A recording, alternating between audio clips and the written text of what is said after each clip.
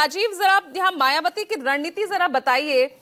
फिर से जो एक सोशल इंजीनियरिंग वाला जो फॉर्मूला वो चलाने की कोशिश कर रहे हैं, दलित ब्राह्मण को साधने के, एक साथ साधने का जो ये फॉर्मूला, क्या 2 दशक के पतन के बाद जिस तरह से पार्टी का जो परफॉर्मेंस जिस तरह से गिरा है, आसान होगा 2007 को रिपीट करना 2027 के लिए?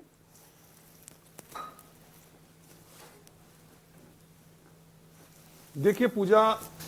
मायावती उत्तर प्रदेश की या देश की एक ऐसी नेता है जो अगर चाह ले तो वो जैसा चाहेंगी वैसा ही होगा। अगर मायावती चाह लें कि उत्तर प्रदेश में उन्हें ऐसी स्थिति में आना है कि उनके बगैर उत्तर प्रदेश में सरकार न बने,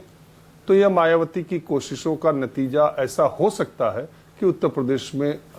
उनको इतनी सीटें मिल जाएं जितने से किसी सर। लेकिन बात यह है कि पिछले कई चुनाव में इस तरह का देखा जा रहा है कि बसपा चुनाव से पहले तो गुब्बारा खूब फुलाती है, लेकिन चुनाव के वक्त चाहे टिकटों का बंटवारा हो, चाहे ऐन वक्त पर अपने उम्मीदवारों को बदलना हो, और इसके अलावा जो 2 कदम आगे 4 कदम पीछे चलने की रणनीति है, उससे उसको चुनावी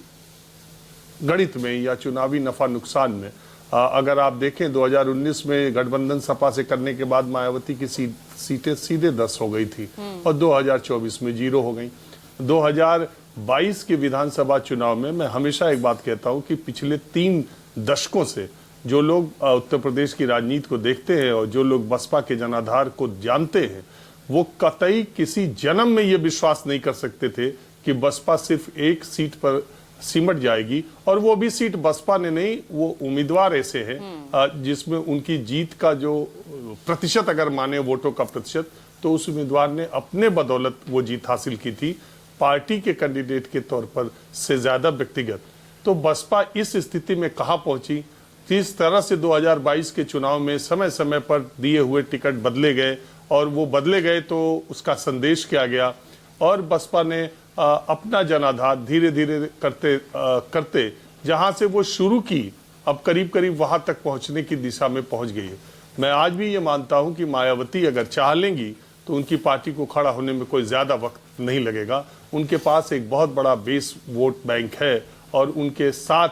जो आज की राजनीति का जो मामला है उसमें बहुत सारी चीजें ऐसी है जिसमें मायावती, अभी आपने देखा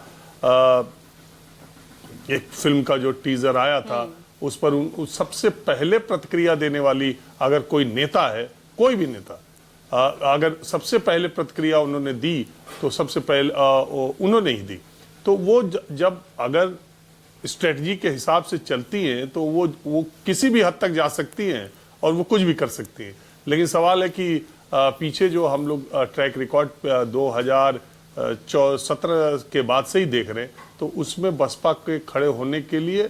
सिर्फ और सिर्फ एक ही आदमी के हाथ में, वो जिस तरह की ये बैठकों से, ये टिकटों के बंटवारे से, मुझे नहीं लगता कि बीएसपी का जो पहले का जो जलवा था वो इतनी आसानी से वापस आ जाएगा। एक दूसरी जो सबसे बड़ी मुश्किल बीजेपी के सामने जो चुनौती है वो ये है कि देश इस वक्त बाइपोलर हो गया है,